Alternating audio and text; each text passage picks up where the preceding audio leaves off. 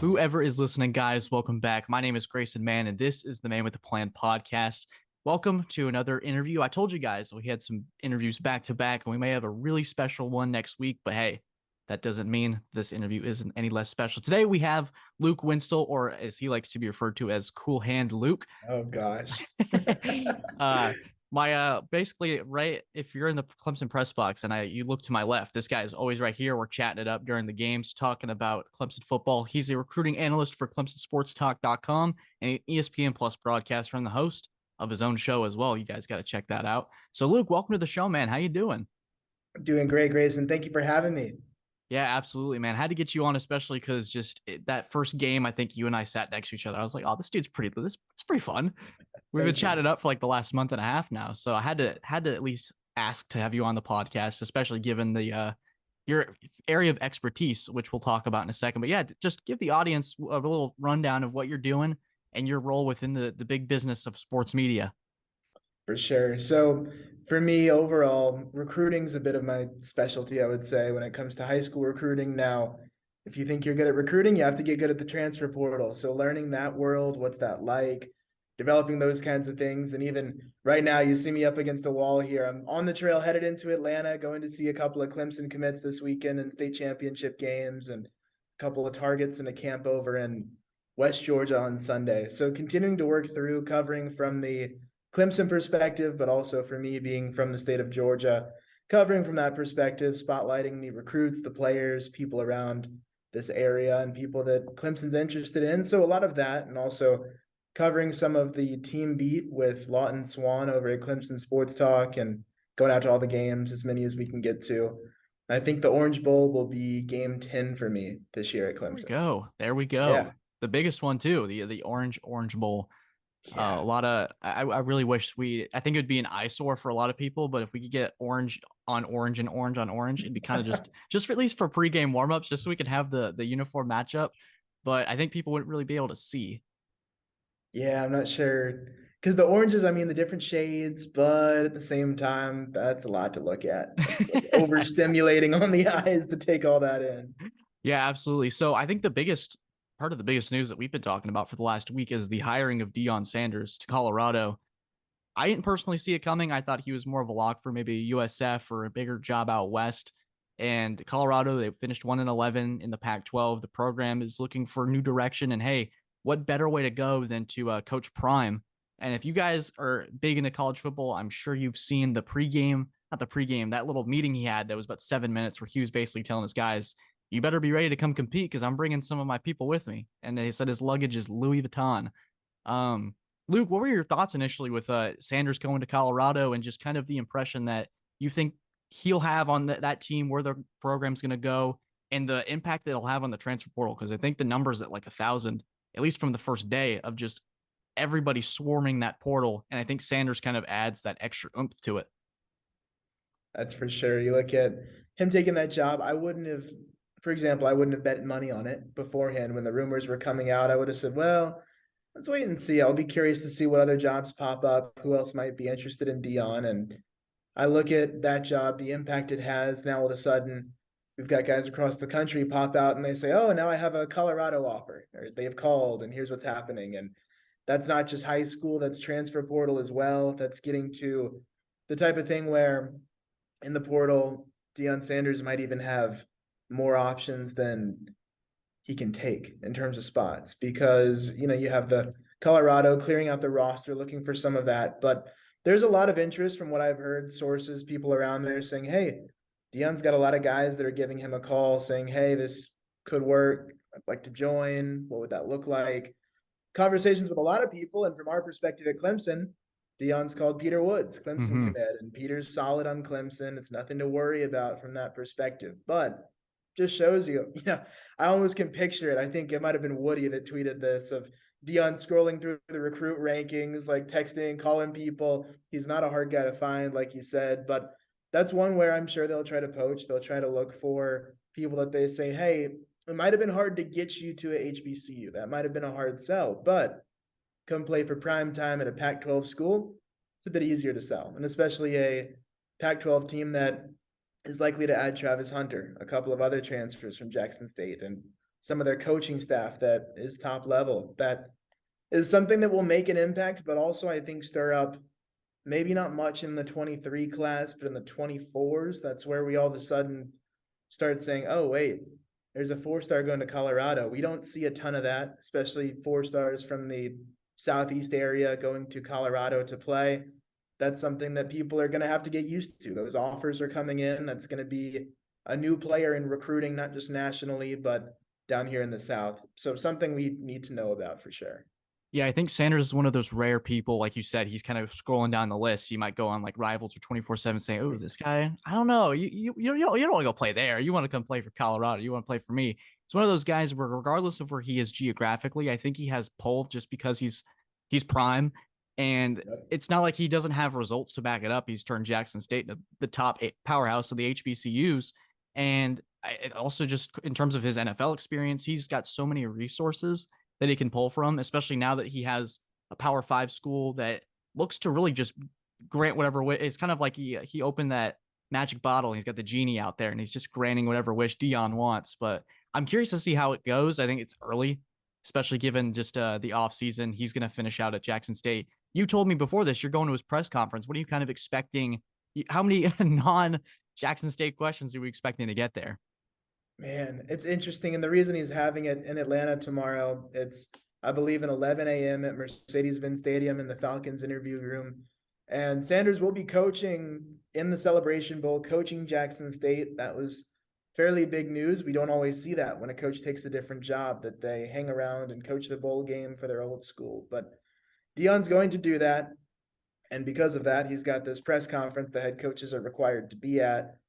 Tomorrow, I expect, I mean, even as much as maybe 30% of the questions to not be related to the game. They may not be related to Jackson State because from a media perspective, there's so many things to ask. And I know a lot of people will have the HBCU Jackson State questions and about the game and the stories that need to be covered there. But we see at these press conferences all the time, these things that are outside or things that are outside of the game, they pop in. So I expect a fair many. I expect maybe a few eye rolls on my side of, oh man, is that really the time? Or is that the right question?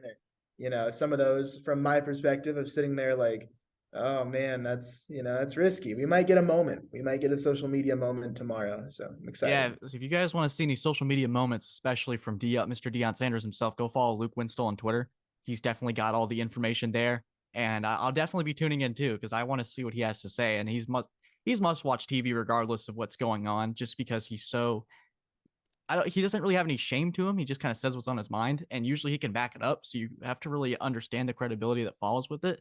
But I think something that Deion Sanders that move does is kind of highlight the issue that I have with the transfer portal. And I think each year it's gotten a little worse for me. And I think maybe you can be one to kind of talk me out of this, but I'm starting to get on this. I know and understand there's situations like obviously DJ's transferring from Clemson, trying to get a new change of scenery, not a bad quarterback by any means, kind of like a Jalen Hurts scenario there where he just needs to get out and he just needs to find a new patch of grass to play on. But 11, not nearly over 1,000 players in the portal. There's limited spots, and especially where some of these guys want to go to the top schools here and there. I'm just concerned of where this direction is heading. And given the drastic changes we've seen in college football, Luke, is it something you're concerned about too, or do you think it's good for the sport to kind of have this almost free agency like period that the NFL does? I think as it is, there's changes that need to be made and tweaks as it comes. I do think some of this will be self-correcting as we get throughout the process. We're going to see the numbers. It's roughly 40% of the guys land. So there's plenty of guys that will hit the portal we won't hear from again. And I'm not talking necessarily Clemson players, but smaller schools, lesser known players. You look at even some of the guys, for example, Florida had double-digit guys in the portal or close to it on day one. So yeah, close to it on day one, then more on day two. So with a school like Florida, those guys can go to a smaller school. They can find their spot, get recruited. But overall, you look at 40% of guys landing, and there's going to be plenty of stories out there, and they continue to get highlighted because media covers a good bit of this didn't work out, or it didn't work out for a lot of people. And here's why, or here's what happened, or here's how coaches are managing rosters within the portal. I think the way that Deion Sanders is doing it adds another case study to how can a coach manage what's happening now and have control in this area where it feels like they may not have as much control as they used to. But Dion saying, hey, we're going to overhaul the roster, even encouraging, it seems, people to get into a portal. So these kinds of things I think will be self-correcting, because it won't just be a hop in because the grass is going to be greener. It's going to be, if you need to hop in, but throughout the years, there will be more risk, more understanding of the risk that comes with jumping in a portal and saying, okay, this may not work out. It didn't work out for a lot of people. Did it work out for someone similar to my position? Or what kind of interest is there? I think tampering is an issue. We talked about even some things like Josh Downs at North Carolina, who we just saw in the ACC championship. There's rumors of some tampering that happened last season with him. So that's one of the big issues for me of recruiting someone that's on another roster, coaches having to re-recruit the players on their own roster. It's a lot of things going on to where I think the patience in college football is diminishing. I think that's a harmful effect. If you look at maybe a Mel Tucker, Lincoln Riley, for example, if Dion turns around Colorado, for a coach, instead of having a 4-year, 5-year plan to turn a program or to build a program, now if you don't have it in 1 or 2, I mean, look at some programs like Florida, if they don't have the winning seasons they need to in another year from now or 2 years from now, that's where some of the conversations start to come up of, does a coach get fired? Do they keep this guy? And the leashes get much shorter, maybe for good reason, because you could use the portal to turn things around. But the lack of patience, I think, is one of the harmful effects of the high school recruiting is getting hurt. So that process, because of the lack of patience, is hurting the way that a lot of teams are built, and a lot of successful teams have usually been built. So some of the models we're used to are maybe starting to go away or starting to change. For some people, that will be harmful. And I think because of that, it can self-correct of maybe it won't be so much portal. The portal is always going to be a thing, but it might not be quite as crazy as more people understand the risk and what it takes and really what goes into it, and more stories come about, because usually a unregulated Wild West doesn't last or work well for very long. Yeah, that's the understatement right there. It's very much everyone's kind of going off and doing their own thing, and I think, like you said, eventually something's going to give, and there's going to be a story. The media will play a big part in this. There'll be a really, like, let's say the DJ thing doesn't work out and he ends up transferring, and it could have stayed at Clemson, or a Kelly Bryant situation where he transfers from Clemson to Missouri, and it's no longer. I mean, he's Arena Bowl champion, but I don't think that's what Kelly Bryant necessarily envisioned. But there's also success stories like Jordan Addison going from Pitt to USC, Bo Nix reviving his career, doing a little bit of a self-revive there at Oregon, potentially, or could have been a Heisman Trophy finalist. Just a lot of different, there's so many different scenarios in college football. There's so many more teams to pick from. So it's very much like, well, you have an example on this side of the country, but there's an example down here on this side of the country that you can really pull from. So it's fascinating to see how it's evolved. And I'm always looking at it from a Clemson perspective on how Dabo's kind of not really changed his ways, and wondering if that'll eventually give, or he's going to have to really just look at the situation and recognize, I might have to change my methods up a little bit. But knowing him, it's kind of like, hey, what I've done has worked, and I don't need to switch it up, because I think my culture can withstand the change that is coming with college football. Is that something that you guys are monitoring, especially on that Clemson side of things, going, wonder what Dabo's thinking here? For sure. That was actually a poll we had on Twitter. I think it ended up around 1,300 votes of, we said, hey fans, what do you think? Before we decided to give our opinion, wanted to see and kind of gauge what the environment's looking like. So we had, out of the 1,300 that responded on Twitter, it was about 70% that said Dabo should look to use the portal and add at least, we're not saying he needs to add 10 guys to replace the 9 or 10 that are going, but bring in a couple, 1 or 2, or Justin Flo, for example, someone we talked about on Twitter. Or who are these guys that you might have been close on in high school, you've got relationships with, they've already passed your process of, we know Clemson's different than other schools. Like, I've covered Tennessee in the past. They've got 300 offers in a class sometimes. Clemson doesn't do that. They vet the guys very well, character. Not to say Tennessee doesn't, but Clemson has their own process to it. So if they've already passed your process before and you run him through again, you say, yeah, this could be a Clemson guy. He could play in Death Valley. He fits the culture. if they've passed that, you've already built some relationships, they've probably already been to campus. There's some of those guys that throughout the past few years, Clemson's been close on, but didn't get, and now they're in the portal. Or now there's somebody that might have a Clemson tie that's in the portal. Those are the things that I say that's the minimum. You at least have to go after, extend the offer, Yeah. give the guys a chance. So there's one, I mean, Justin Flo is my main example on that. There's going to be, as more people enter the portal, Hmm. more recruits that we spotlight and look at and say, I remember him. Let's see if he's in. So it doesn't have to be just grabbing people because you've seen good film. It can be going through a similar process, but adding in that way. Add one or two. There's some very talented receivers in the portal, one from, of course, Missouri, even one from Kent State that a lot of Power 5 schools are looking at right now. So these types of things where if you need a playmaker, if you need someone to fit a system, someone's available. Oregon, one of their 6'5", 220-pound receivers, needs more targets. What better place than Clemson to get more targets? So it's these kinds of things that maybe you don't want to play the portal NIL game like crazy, but you should be in on it. You should be extending these offers, and maybe they are, and we just don't know about it. Yeah. But it should be something that becomes part of Clemson's strategy if it's not already.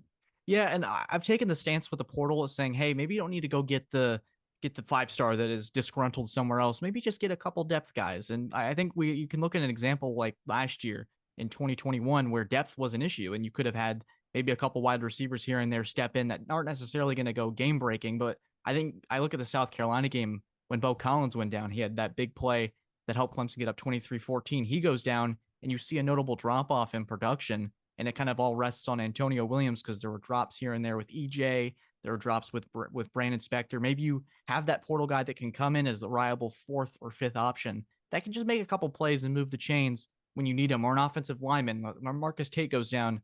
Not saying Mitchell Mays isn't a talented player or anything, but you have that extra depth if you need it. And so you're not looking from week to week going, man, really hoping Bo can pull this shoulder injury out, because we don't really know what the extent of it was, but he was out for the rest of the year with having surgery. So you say, hey, man, hope Bo can stay 80% this week so we can not have to put this guy or something. Not trying to put words in people's mouths, but you get where I'm coming at. For sure. And I think some of the things, I had a conversation with a fan on Twitter of, they say, well, outside of DJ, of course he's good, but the other guys, they weren't a big deal. And I think it's easy to look at that and say, okay, yeah, they weren't. A lot of them probably weren't going to be starters next year. Kevin Swint was a little surprising. I thought he might have had a shot to start. Would have been a position battle, but one that he could have won. He was a high pedigree recruit, and last we've seen him on the football field, he seemed decent. So you look at a lot of the positions outside of those guys, maybe we're talking 6 or 7 players that say, okay, EJ Williams had under 100 yards, I think, for the season or the majority of the season. And some of these guys that we didn't even know their name, you say, oh, who's that guy? Fred Davis that got torched earlier in the season. And you say, okay, whatever, like not a big loss. I think that's the tendency. But when you stack them up and you stack up these guys that were bought into your culture, were fits at Clemson, or at least for a while before now, and now they're leaving, that's a gap in terms of depth. You look at roster attrition. Morgan Thomas puts out a great chart on this. And you take a look at his chart and you say, wow, there's some positions where there's an entire class where there's maybe one guy or 2 guys where you should have 3 or 4, or some spots where say, oh, it's a little thin. If the top guy goes down, or if he decides to declare early for the draft or hit the portal, then you say, wait, there's a gap there. One of the things, like, this is a major gap, and we already knew it would be a major gap. I think running back is getting interesting, and it's interesting in the way that right now it's good. Clemson, Maffa, Shipley next year, that's going to be great. The Lightning and Thunder duo, I know we enjoyed watching them this season. Absolutely. But in the future, what's back there? You're looking at a walk-on being your number 3 running back. One of them goes down. You have a tandem of whoever's the one that's not injured and a walk-on, and you've got to bring on a 23 running back recruit. Jamarius Haynes is probably a must-get at this point for Clemson, and I think they will, but they've got to get at least one 23 running back, probably need a portal running back. They need one, I think, in 24 as well to get ready for Shipley and Maffa potentially departing, or Shipley potentially departing, depending on how that goes. So running back depth chart is something we could talk in circles all day on it. But for Clemson, that's a need. That's a hole in the future. And the way you do that, you have to address it now through portal guys with multiple years of eligibility, get your younger guys, and that's a position where they can mix it in.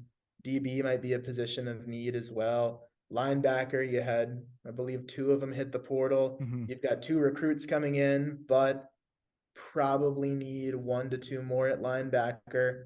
Portal would be a great place to do that because your 23 linebackers are pretty much a done deal unless you're going to poach somebody. A That's lot of right. those guys are already committed. They're set.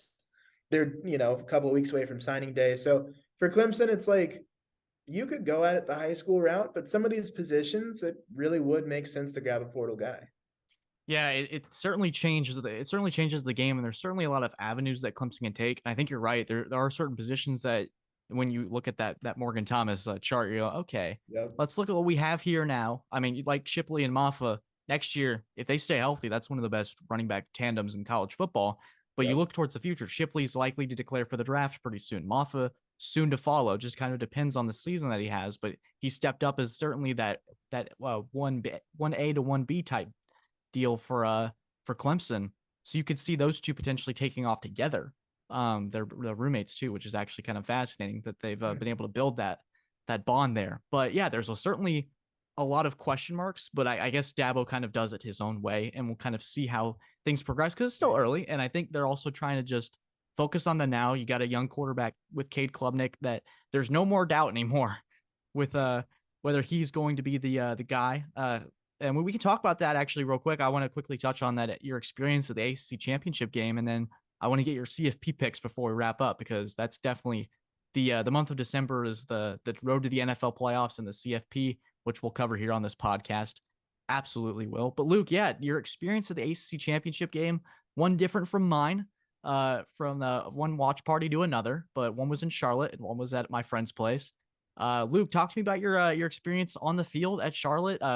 Just the environment surrounding Cade Klubnik coming in. That's obviously the biggest story of that game. Clemson's back on top in the conference, accomplished a lot this season. And I think given the circumstances and what is going to happen in the future, I think seeing a positive quarterback performance from Klubnik and just kind of seeing, okay, we got something in this kid heading into the Orange Bowl. What was it like on the field? What was the energy? Just take us through it. Wow. Well, I will say, I'll preface it by I think you got plenty of all caps text from me, especially in the first quarter of that game. And most of them were really good things about Cade Klubnik because we come in and I think the way I was feeling almost felt like the way the vibe in the building was of Clemson didn't feel dynamic or exciting coming into the game. Coming off a loss to South Carolina, it's an offense that has not had big plays when they score. A lot of times it's been chipping their way down the field, good drives, but it wasn't the explosiveness that I've been used to from Clemson. So it's not as exciting to watch. And I come in and I'm like, okay, but optimistic against UNC and Drake May. What's going to happen? What adjustments are made? And DJ comes out, first drive, dirt ball. And I'm like, oh, it's one of those days. So I was like, oh man, not to overreact, but the emotions were up and down. The building was very up and down in the beginning. It was, oh man, the 3-and-out. And it was like, oh, this is bad. And then UNC scores, and then the 3-and-out, 2 possessions of DJ. I don't know if the team even had 10 combined yards between the 2 drives. It was ugly. It was uncreative. It was just lacking what we feel like Clemson can do. We know there's potential. We know the pieces can be there. And Clemson trails 7-0. And then Cade Klubnik comes in, and all of a sudden, building lifts up. We say, oh, he's in early. Okay. Because Clemson clearly needed a change up. And everyone watching was saying, okay, let's see what he can do. The crowd starting to cheer more. Klubnik down the field, touchdown. And then it seemed like the energy was up. The team was up. The defense was up. Even Lawton, who sits next to me at this game, says, hey, watch, the defense is going to play better now. There's going to be something better. And they come out, force the turnover, block the field goal. All these different kinds of chain reaction events. Cade Klubnik hits a man for a 68-yard pass to Cole Turner, of all people, right? And the offense is all of a sudden electrifying, and it feels like instead of, I hate to say it, but instead of DJ Uiagalelei and the offense moving almost in spite of some of the tough spots that they get into, it felt like Cade Klubnik was making players better. he was making the offense look good. Even his first incompletion to Antonio Williams was on a rope. It was a really tough catch, so I don't fault Antonio for not bringing it in, but it was one that's the type of play that you need to win a championship, of a quarterback that looks left, looks right, looks back left, ropes it in, and gives your receiver a really good chance to catch the ball. Williams almost has it. But outside of that, before that, he was 11 for 11, and then goes into the halftime with a near 200 quarterback rating. Klubnik is going crazy, and the emotions in the building were, of course, down at the beginning and then pops way up when Klubnik does his thing. And it's really hard not to just overreact and say Cade's the guy and he's the future and he's everything Clemson needs. And he really could be. But you have to temper your expectations. UNC's defense is not great, but it was a really positive step forward. So definitely a cause for optimism. I'm very excited to see what he'll do in Miami. It's a different test, presenting him the opportunity to come in and start a game. It's a little different mentality, almost like bullpen to starter in baseball. Now it's just, he's the guy. He's ready. This is it. So with that, I'll be interested to see how he approaches that mentally. Does he come out firing the same way he did against UNC? I would think so. The confidence is there. The poise is there.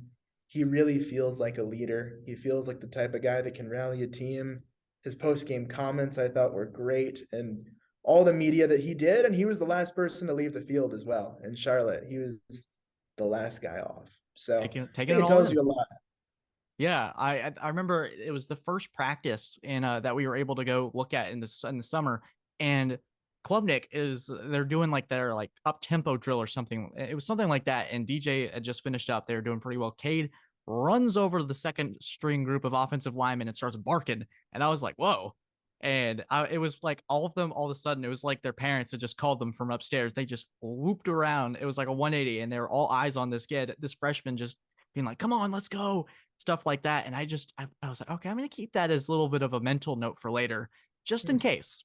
Because it was like one of those things where it's on the TV, he speaks, you listen, it type thing. He's on the field, you're glued to you're not scrolling through Twitter, you're not on Instagram waiting for something to happen. You're engaged, you're excited, Klubnik brings that with Clemson. And I think one of my friends told me this is the most exciting Clemson football game I've watched in 2 years. And that's not a knock on any of these past teams. It's just offensively, there was something there. And I know you, like you said, let's temper expectations with with Cade, and just kind of, hey, it's this, you kind of catch UNC off surprise. It sounds like it caught Mac Brown off surprise how early he came in.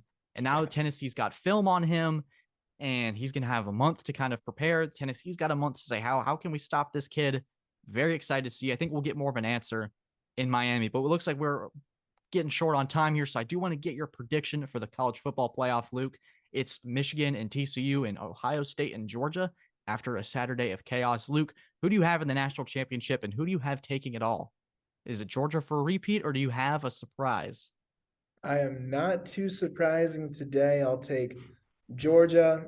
I'll take, pains me to do it in a way, I'll take Michigan. And I'm going to be really simple. I think UGA is the dominant team right now. And with Georgia, I just don't see Michigan having the firepower to overcome that defense. They do have it offensively, but just the way that Georgia has the athletic freaks, the sideline to sideline, they can deal with some of Michigan by, you say, okay, Georgia's corners aren't great right now. I mean, the pass defense hasn't been great the past couple of games, especially against LSU, not to their standard. But you look at their ability to stop the run. I think that's the thing that can shut out Michigan, especially without Blake Corum. That's the thing that they shut out the run game. Michigan's forced to pass. That's where Georgia can sit back. And that's the kind of game they want to play, being able to sit back and defend the pass like that after stopping the run. So I believe in the run stopping ability defensively will translate to that defense being successful. Jalen Carter in the middle, big key to that. So for Georgia, I'm picking the repeat. That's how I see it. There you go. You heard it here first, guys. So if Georgia ends up winning it all again, you can come back to this podcast episode and go, hey, Grayson, you brought on a genius for football, but also someone with a ton of insight. So I went on, we had somebody on at a student newspaper last week, and I took Michigan for my national champion just to be a little different and just saying, hey, if they can air it out like they did against Ohio State, they may not need to run it. And JJ McCarthy's a little kind of flew under the radar for me, but he's kind of come out of nowhere and just really performed this last month. So I'm excited to see how it goes. Upset that we can't have Clemson in it, but hey, I'm going to take football either way, and I'm going to take that New Year's Six Bowl. Very excited to see how things progress. But yeah, guys, thank you so much for tuning in. This was Luke Winstel, Cool Hand Luke, ESPN Plus broadcast. You can check him out, calling some games, some stuff. Is it mainly basketball, or do you do some football as well?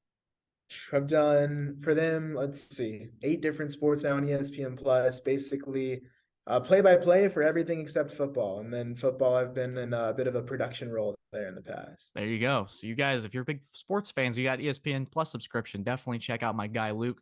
And just, hey, give this man some support on Twitter. He's got some great stuff.